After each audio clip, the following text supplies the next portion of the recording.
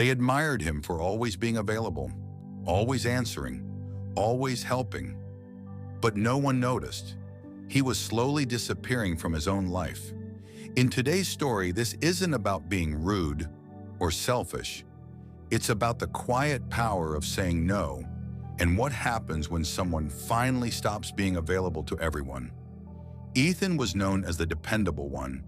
If someone needed help, he showed up. If someone called late, he answered. If someone asked for a favor, he said yes, even when his body was tired and his mind was already full. People praised him for it. They said he had a good heart. They said the world needed more people like him. But what they didn't see was how empty his days felt afterward. Ethan's mornings used to be his favorite time. Quiet, still, a few minutes to breathe before the world started asking things from him. Over time, even those mornings disappeared. Messages waiting, calls unanswered, requests piling up before the sun fully rose. And every time he reached for his phone, he felt a small weight in his chest. One evening, after a long day of helping everyone but himself, Ethan sat alone by a riverside path near his home.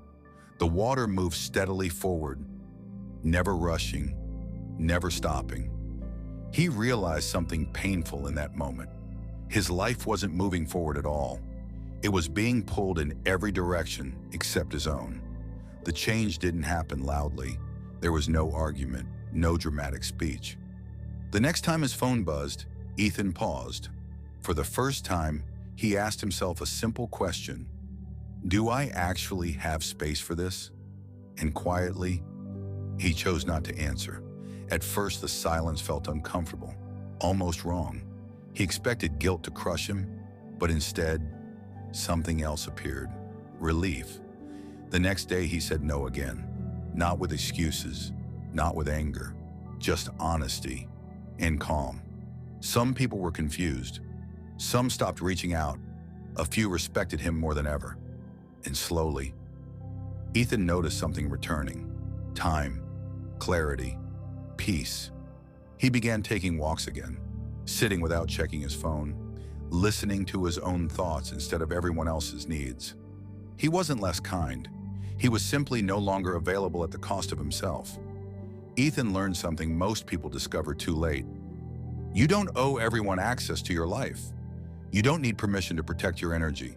Sometimes the most powerful word you can say is no. And when you stop being available to everyone, you finally become available to yourself. If this story resonated with you, take a moment today to choose your peace, even if it means saying no.